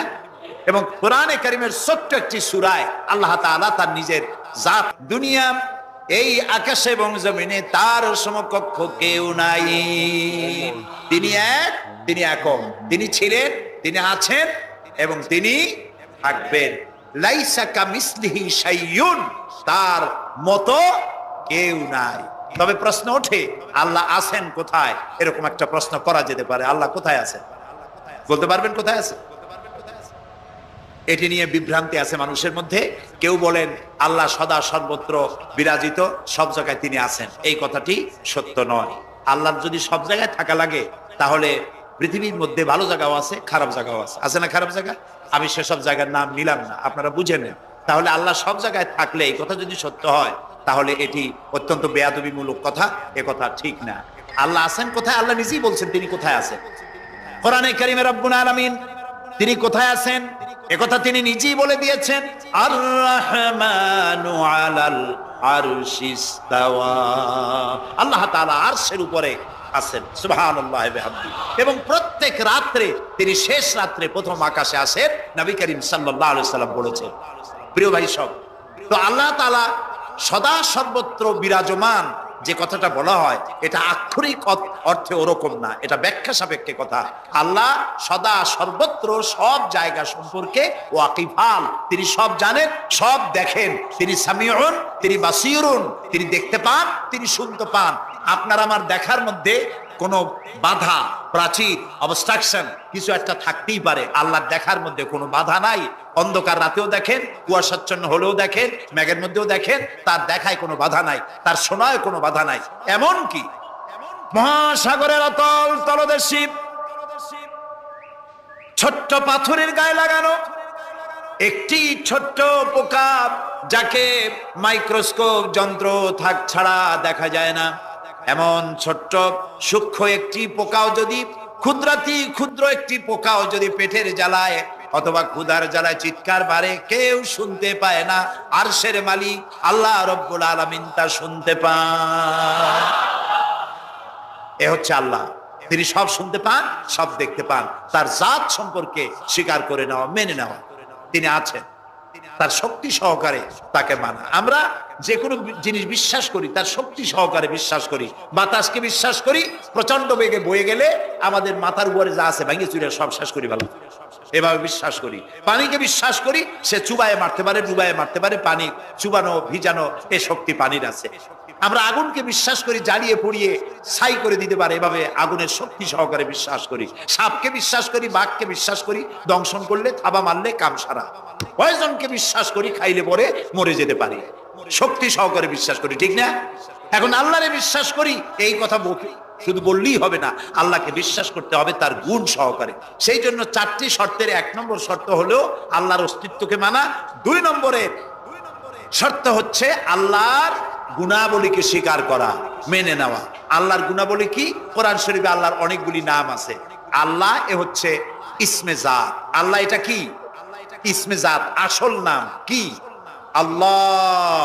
বলেন সবাই, আল্লাহ ন, কিন্তু আল্লাহ এটা অশুদ্ধ, বলার সময় মুখটা গোল হয়ে যাবে। আল্লাহ বলেন সবাই, আল্লাহ। কি মধুর নাম, সুবহানাল্লাহ, সুবহানাল্লাহ। আল্লাহ নিজেই বলেছেন ওয়ালাহুল আসমাউল হুসনা, আল্লাহ রয়েছে সুন্দর সুন্দর নাম। 99টি নামের কথা কোরআনে কারিমে আল্লাহ তাআলা নিজেই বলেছেন, সুবহানাল্লাহ। এখন ওই নামগুলিকে বলা হয় সিফাতি নাম, অর্থাৎ গুণবাচক নাম। এই গুণ সহকারে তাকে স্বীকার করতে হবে। তিনি রাজ্জাক, খেতে দেওয়ার মালিক কে? আল্লাহ। তিনি রব, সৃষ্টি করেন। তিনি খালেক, তিনি স্রষ্টা। তিনি রব, তিনি প্রতিপালনকারী। তিনি রহমান, তিনি দয়ালু। তিনি রহিম, তিনি রহমান, তিনি দাতা। রহিম, তিনি দয়ালু। অর্থাৎ প্রত্যেকটা নামের এক একটা শব্দ অর্থ আছে, এবং সেই অর্থ সহকারে বিশ্বাস করতে হবে তাকে। এই বিশ্বাস যদি আমরা সবকিছুর মালিককে, এইভাবে আমরা কি বিশ্বাস করি? না, সবাই করি না। যারা বলেছেন আমিও বিশ্বাস করি, হ্যাঁ বিশ্বাস আমাদের থাকতে পারে, কিন্তু অনেক লোক আছে এভাবে বিশ্বাস করে না বলেই বিবাহ করেছে, সন্তান হয় না। তখন শাহ আলী বাগদাদি রহমতুল্লাহ আলাইহের মাজারে গিয়া, সেখানে বসে তার ওই মাজারের কাছে গিয়ে চাইলো আমারে সন্তান দাও, খাজা বাবার সন্তান দাও। অথবা হাইকোর্টের মাজারে বৃহস্পতিবার দিন গিয়ে ভিড় করলো, বাবা সন্তান দাও, অথবা মামলায় পড়েছি বাঁচায় দাও, পরীক্ষা দেবে ছেলে পাশ করায় দাও, ইত্যাদি। বলেন এরকম? বলে না? জায়েজ নাই, একদম জায়েজ নাই। কাকে বলতে হবে? আল্লাহর নবী বলেছেন ওয়াইদা সালতা ফাসআলিল্লাহ, কিছু বলতে চাইলে আল্লাহরে বলো। ওয়াইদা সালতা ফাসআলিল ওয়াইদা ইসতাআনতা ফাসতাইন বিল্লাহ, সাহায্য যদি চাও আল্লাহর কাছে সাহায্য চাও। আমরা সূরা ফাতিহার ভিতরে প্রত্যেক নামাজের প্রতি রাকাতে বলি ইয়্যাকা না'বুদু ওয়া ইয়্যাকা নাস্তাঈন। আল্লাহ তাআলা একমাত্র তোমার ইবাদত করি আর একমাত্র তোমারই কাছে সাহায্য কামনা করি। হযরত ইব্রাহিম আলাইহিস সালাম আমাদের জাতির পিতা। একটু আগে আমরা বলছি না সবাই, ইব্রাহিম আলাইহিস সালামকে আগুনে, এটারে এদিক ফিরিয়ে দিল কে? ইব্রাহিম আলাইহিস সালামকে আগুনে যখন ফেলে দেওয়া হচ্ছিল, তখন হযরত জিবরাইল এসে বলছিলেন আমার কাছে সাহায্য চাও ইব্রাহিম, আমি তোমারে আগুন দিয়ে বাঁচায় দেব। এই যে ইব্রাহিম আলাইহিস সালামের কাছে তাকে সাহায্য দেওয়ার জন্য বলা হলো, এটা কি ঘোরাঘুরি করে? এই মাইকের হর্ন ঘুরান কেন? যেমন ছিল ওই দিকে দিয়ে দেন, আমারে শোনায় তো লাভ নাই। প্রিয় ভাই সব, ইব্রাহিম আলাইহিস সালামকে জিবরাইল বললেন আমার কাছে সাহায্য চাও। ইব্রাহিম আলাইহিস সালাম সাহায্য চাইছিলেন? বলেন চাইছিলেন? হযরত ইব্রাহিম বলেছেন, জিবরাইল আমি কেন সাহায্য চাইব তোমার কাছে? আমি তো এমন কোন অন্ধ আল্লাহর ইবাদত করি না যিনি তার নিজের চোখে তার গোলামের দুঃখ দুর্দশা দেখতে পান না। আল্লাহ কি দেখছেন না যে আমি বিপদে পড়ছি? আমি তোমার কাছে কেন সাহায্য চাইবো? আমি আগুনে পড়লে যদি আল্লাহ খুশি হন, তাহলে আমি তো এভাবে 1000 বার পড়তে রাজি আছি আমার আল্লাহকে খুশি করার জন্য। এটা হলো আল্লাহর প্রতি বিশ্বাস এবং আল্লাহর কাছে চাওয়া। চাইতে হবে কার কাছে? আমি বিপদে পড়ছি বলবো কারে? আমি অশান্তিতে আছি বলবো কারে? আমার অভাব আছে বলবো কারে? সব অবস্থায় আল্লাহকে বলতে হবে। দেখুন আমাদের জাতির পিতা ইব্রাহিম আলাইহিস সালামের কথা এ কোরআন শরীফে আল্লাহ তাআলা বলে দিয়েছেন। তিনি কি বলেছেন? হযরত ইব্রাহিম বলেছেন, আল্লাযী হুয়া ইউতঈমুনি ওয়া ইয়াসকিন। আমি যখন ক্ষুধার্ত হই আল্লাহ আমারে খাওয়ান, আমি যখন তৃষ্ণার্ত হই আল্লাহ আমারে পান করান। ওয়া ইযা মারিদতু ফাহুয়া ইয়াশফিন। আমি যখন অসুস্থ হই আল্লাহ আমারে রোগ মুক্ত করেন। সুবহানাল্লাহ। আইয়ুব আলাইহিস সালাম 18 বছর রোগ ভোগ করলেন, কষ্ট পাইলেন, তিনি সাহায্য কার কাছে চাইছিলেন? ইউনূস আলাইহিস সালামের মতো বিপদে এই পৃথিবীর কোন মানুষ এত বড় বিপদে পড়ে নাই।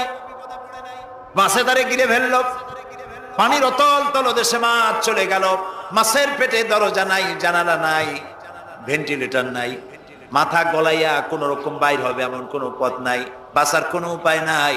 হযরত ইউনূস আলাইহিস সালাম যখন মাছের পেটের ভিতরে বিরাট বিপদে পড়ে গেলেন, হযরত ইউনূস আলাইহিস সালাম সাহায্য কার কাছে চেয়েছিলেন বলুন?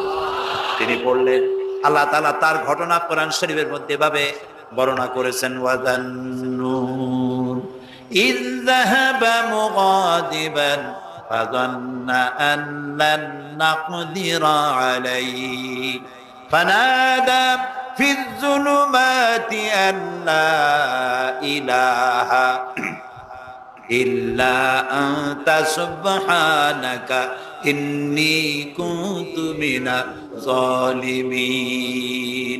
আল্লাহ শোনাচ্ছেন, ও পৃথিবীর মানুষেরা শোনো, ইউনূসকে যখন মাছে গিলে ফেললো সে তখন ত্রিবিধ ফানাদা ফি যুলুমাত জমায় কাসির, ত্রিবিধ অন্ধকারের ভেতর থেকে তিনি চিৎকার মারলেন।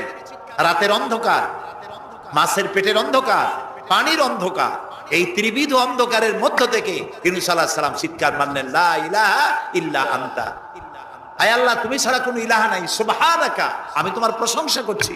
আয় আল্লাহ তাআলা আমি আমার নফসের উপরে জুলম করেছি, আমার উপরে আমি জুলম করেছি। আল্লাহ তাআলা এই চিৎকার শুনেছিলেন? শুনেছেন? হযরত ইউনূস আলাইহিস সালাম মাছের পেটের ভিতরে বসে যেই চিৎকার মেরেছিলেন কেউ শুনতে পায় নাই।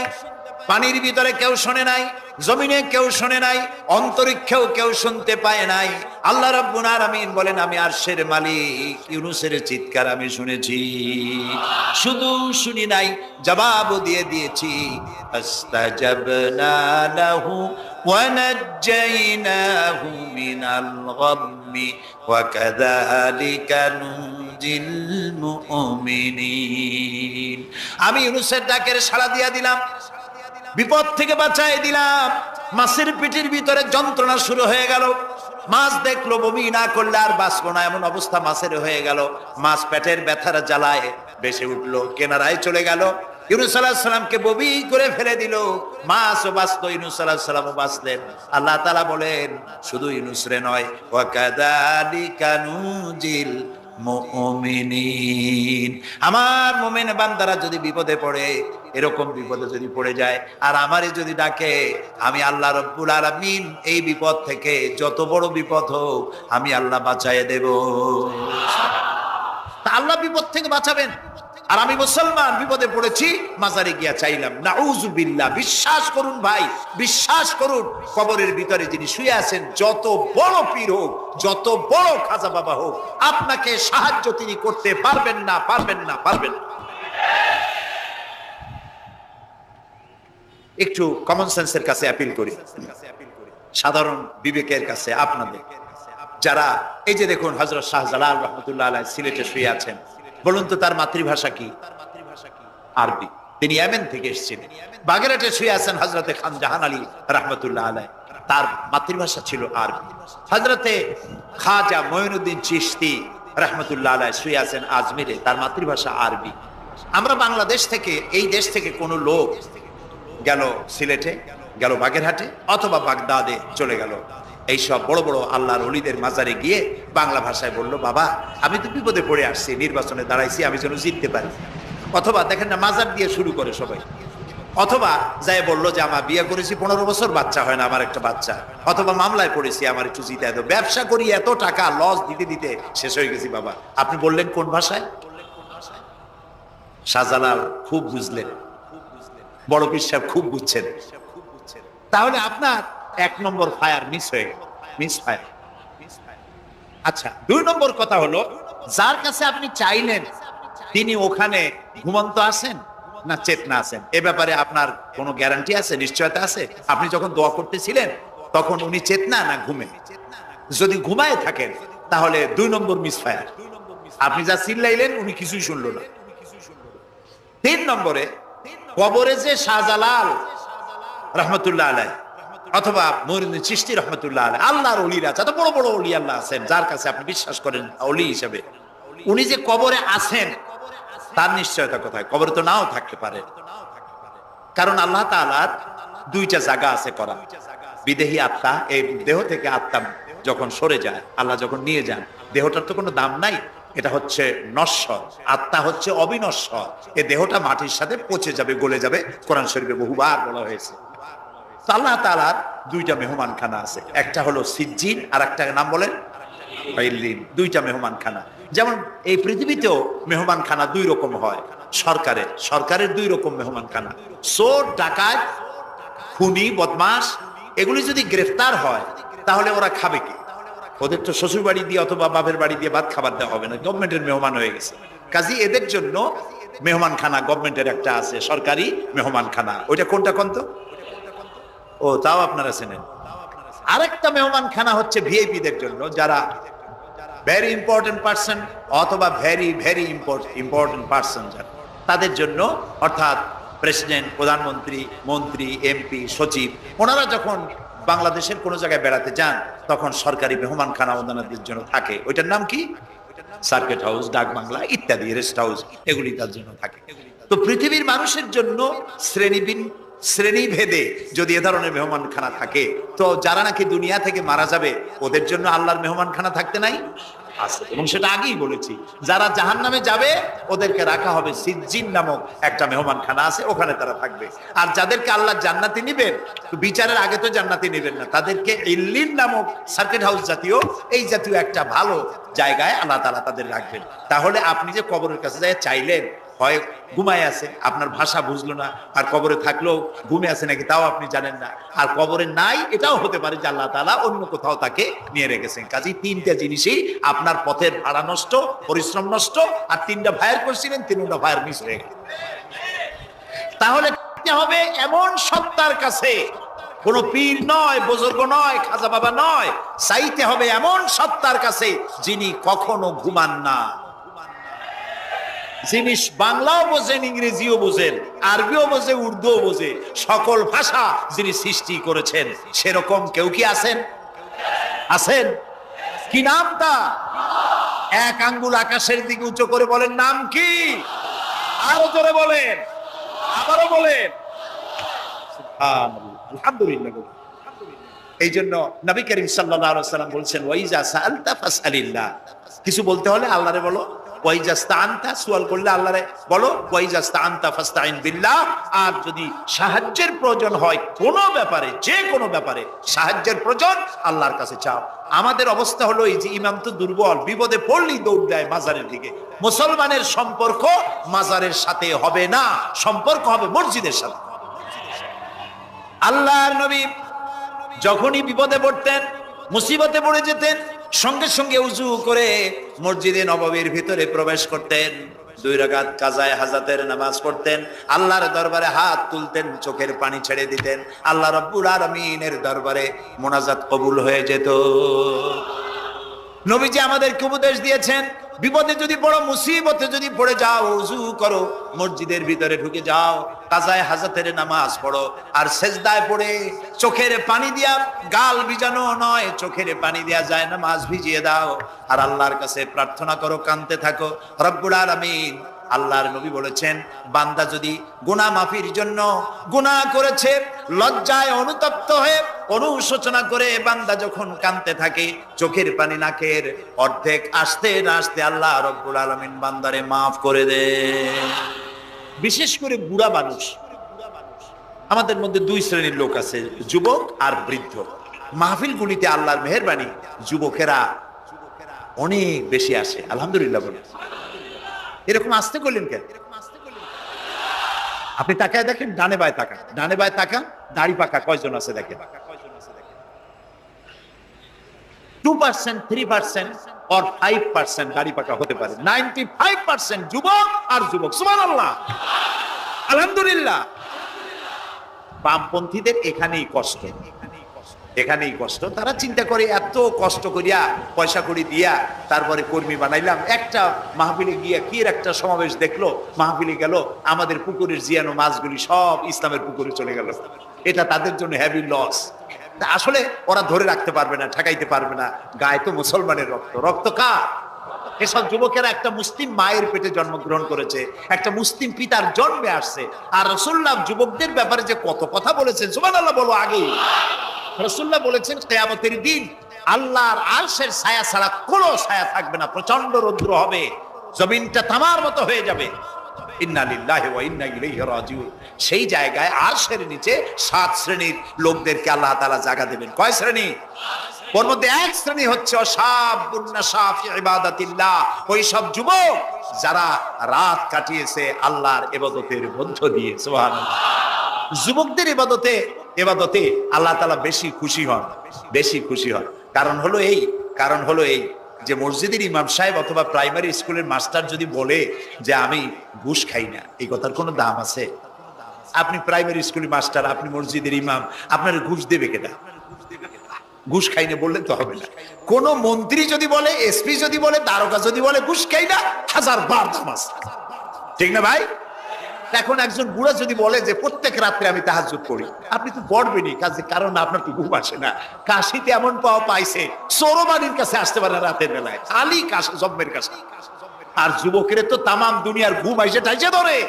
সেই যুবক সে যদি এই ঘুমকে দুহাতে ঠেলে দিয়ে যদি মধ্যরাতের পরে, রাতের 2/3 পরে যদি নামাজে দাঁড়ায় যায়, আল্লাহ রাব্বুল আলামিন খুশি হয়ে যান। সুবহানাল্লাহ বলো। এই যুবকদের সম্পর্কে রাসূলুল্লাহ কি সুন্দর কথা বলেছেন। রাসূলুল্লাহ বলেছেন, উসিকুম বিশ-শাবাবে খায়রা ফাইন্নাহুম আরাক্কু আফইদা লাকাদ বাসানি আল্লাহু বিল হানিফিয়্যাতি সামহা ফাখালাফানি আশ-শুয়ুখ ওয়া হালাফানি আশ-শাবাব। সাদাকান নবী সাল্লাল্লাহু আলাইহি ওয়াসাল্লাম। নবী করিম সাল্লাল্লাহু আলাইহি ওয়াসাল্লাম বলেছেন, আমি তোমাদেরকে উপদেশ দিচ্ছি, তোমরা যুবকদের ব্যাপারে কল্যাণকামী হবে। সুবহানাল্লাহ বলেন।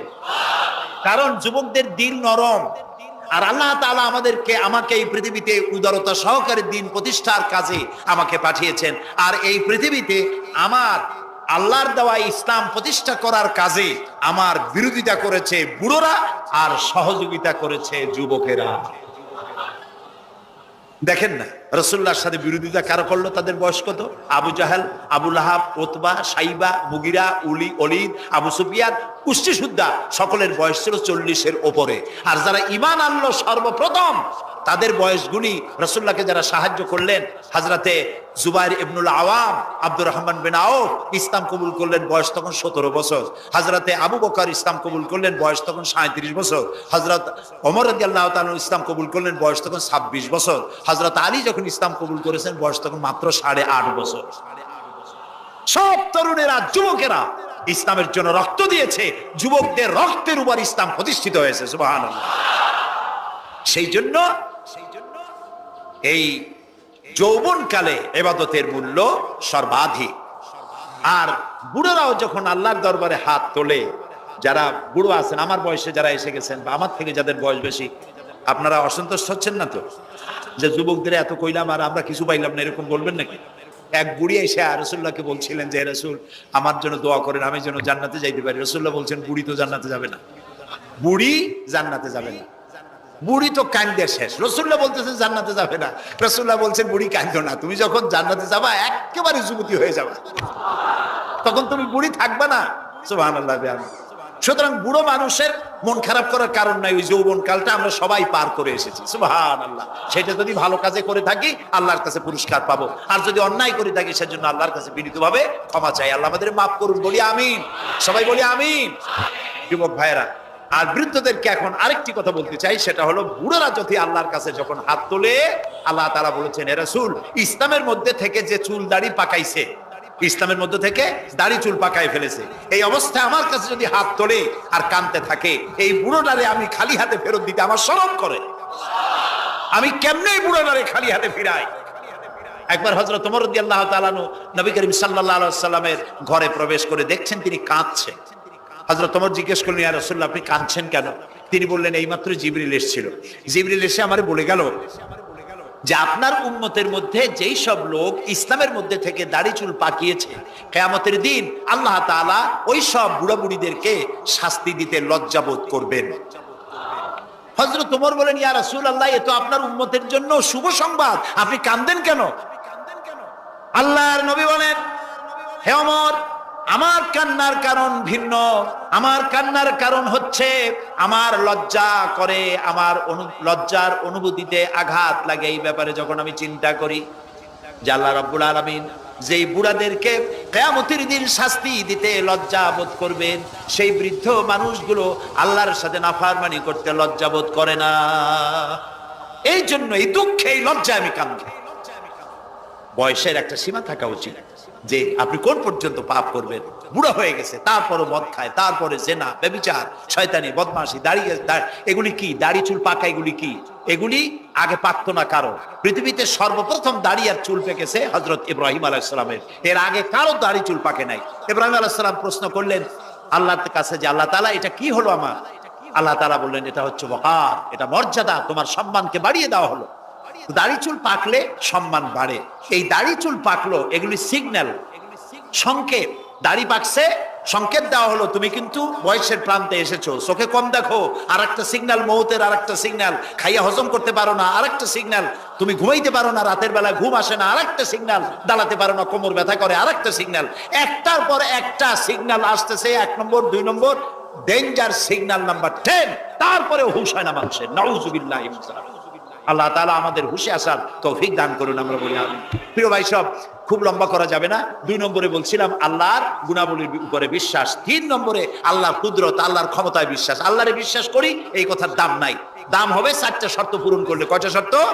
3 নম্বরে আল্লাহর ক্ষমতা। 3 নম্বরে কি? আল্লাহর ক্ষমতা কি? আল্লাহর ক্ষমতা হচ্ছে রাতকে দিন বানান, দিনকে রাত বানান, জীবিতকে মৃত্যু করেন, মৃত্যুর ভিতর থেকে জীবন দান করেন, সাগরকে নগর বানান, নগরকে সাগর বানান। তিনি মরুভূমিতে ঝর্ণা, মরুভূমির ভিতরে পানির প্রস্রবণ চালু করে দিতে পারেন, মরা গাছে ফুল ফুটাই দিতে পারেন। শুধু 2টা অক্ষর কুন বলেন হও, আর সঙ্গে সঙ্গে হয়ে যায়। আল্লাহ তাআলা বলেছেন ফাআলুন লিমা ইউরিদ, যা খুশি তিনি তাই করতে পারেন। সুবহানাল্লাহ বলে। এই মাত্র কয়েক মাস আগে সুনামি কি হয়েছিল? এইটা যদি হয় সুনামি, তাহলে কুনামি কি আল্লাহ জানে। সুনামি হইল মালয়েশিয়া, ইন্দোনেশিয়া, মালদ্বীপ, শ্রীলঙ্কা, ইন্ডিয়া, থাইল্যান্ড, এই উপকূলীয় এলাকায় সুনামি। মাত্র 1.5 মিনিট, 1.5 মিনিটের সুনামিতে জলকম্পন আর পানি কম্পনে 2.5 লক্ষ মানুষ শেষ, আর 1 লক্ষ মানুষের কোনো খোঁজ নাই। প্রায় 3.5 থেকে 4 লক্ষ মানুষ দুনিয়া থেকে বিদায় হয়ে গেল 1.5 মিনিটের মধ্যে। আর সমুদ্রের পানি 33 থেকে 35 ফিট উঁচু হয়ে পানি এসে নগর, গাড়ি বাড়ি ভেঙে চুরে পাতার মতো, শুষ্ক পাতার মতো সব উড়িয়ে ভাসিয়ে শেষ করে দিল। সুবহানাল্লাহ। আবহাওয়াবিদরা বলেছেন, বিজ্ঞানীরা বলেছেন এটা নাকি ভারত মহাসাগরের অতল তলদেশে যেখানে মাটি, ওই মাটিরও কয়েক কিলোমিটার নিচে ফাটল ধরেছে। সেই ফাটল ধরে কি করিয়া জমিনের কম্পন লাগলো, পানিতেও কম্পন লাগলো। আমাদের এই যে ঢাকায় সকালবেলায় যারা মর্নিং ওয়াক যারা করেন, রমনা লেকের পাশ দিয়ে হাঁটতেছে, হঠাৎ পিছনে পানি মারছে, দেখে যে সকলের পিছনে পানি মারে কে, তাকায় দেখে রমনা লেকের পানি উথাল পাথাল খেয়ে গেছে। ভূত না জেন জুতা মুতা ফেলাই ধুয়ে দিছে দৌড়। পানির মধ্যে যে কম্পনটা বাংলাদেশে হলো, এই কম্পনটা যদি মাটিতে হতো তাহলে এই অপরিকল্পিত বানানো শহর ভেঙ্গে চুরে ভর্তা হয়ে যেত। আল্লাহ শুকরিয়া আদায় করি যে আল্লাহ তাআলা দয়া করে আমাদের গরিব দেশটাকে হেফাজত করেছেন, বলেন আমিন। আল্লাহ তাআলা, আমরা পাপী, আমরা হাজারবার স্বীকার করি আমরা পাপী, আমরা গুনাহগার, আমরা অপদার্থ, আমরা অযোগ্য তোমার বান্দা হওয়ার। তুমি এই গরিব মুসলমানদের এই দেশটাকে দয়া করে আসমান এবং জমিনি সব বালা ও মুসিবত থেকে হেফাজত করো আল্লাহ তাআলা। প্রিয় ভাই সব, আল্লাহ তাআলার ক্ষমতাকে বিশ্বাস করতে হবে। আর 4 নম্বরে আল্লাহর হুকুম এবং আহকামকে মানতে হবে, আল্লাহর আদেশ আর নিষেধ মানতে হবে, তা না হলে মুসলমান হওয়া যাবে না। যা যা আদেশ করেছে, যদি প্রশ্ন করা হয় মুসলমান কারে বলে, তাহলে আমি এক লাইনে বুঝাই দিই মুসলমান কারে বলে। ব্যাখ্যা দেওয়া যাবে সারা রাত, কিন্তু ব্যাখ্যা দেওয়ার জরুরত নাই, এক লাইনে বুঝাই দিই মুসলমান কারে বলে। মুসলমান সেই ব্যক্তি এই কোরআনের মধ্যে আল্লাহ যা যা আদেশ করেছেন সব মানে, আর যা যা নিষেধ করেছেন তার থেকে বিরত থাকে। রাসূলুল্লাহ যা যা আদেশ করেছেন তা মানে, যা যা নিষেধ করেছেন তার থেকে বিরত থাকে। যে ব্যক্তি এটা করে তার নাম মুসলমান। বুঝে আসছে? তার নাম কি? মুসলমান। এই যে কি বলে, আমেরিকায় গত জুমার দিন এক মহিলা ইমামতি করলো মসজিদে, একজন কইলো সুবহানাল্লাহ। এটা সুবহানাল্লাহ কোর কথা, নাউজুবিল্লাহ বল। কোন জায়গায় কি দোয়া পড়া লাগবে তাও একটু জানিয়ে শুনিয়া তারপরে সেগুলি বলা দরকার। প্রিয় ভাই সব, মহিলারা ইমামতি করতে পারে না, জায়েজ নাই, বিধান নাই। কোরআন হচ্ছে কমপ্লিট, নতুন করে কোনো কথা বান্দার জন্য বলার কোনো দরকার নাই, সব আল্লাহ বলে দিয়েছেন। সুবহানাল্লাহ। আল্লাহ তাআলা এই কোরআনের মধ্যে বলেছেন, আল ইয়াউমা আকমালতু লাকুম দীনাকুম ওয়া আতমামতু আলাইকুম নি'মাতি ওয়া রাদিতু লাকুমুল ইসলামা দীনা।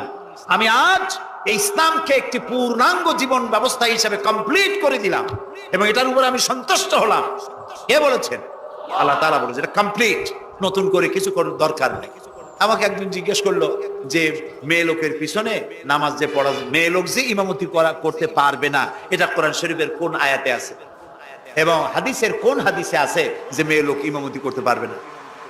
তা আমি বললাম যে আগে আমার এই কথার জবাব দেন, আপনারটা জবাব পরে দিই। আমার কথার জবাব আগে দেন। মাগরিবের নামাজ কয় রাকাত পড়ি? ফরজ 3 রাকাত। 4 রাকাত পড়া যাবে না, এটা কোরআন শরীফের কোন আয়াতে আছে, কোন হাদিসে আছে? ফজরের নামাজ ফরজ কয় রাকাত? 3 রাকাত পড়া যাবে না, অথবা 4 রাকাত পড়া যাবে না, এটা কোন হাদিসে আছে, কোন আয়াতে আছে? কয় যে কোনো জায়গায় নেই।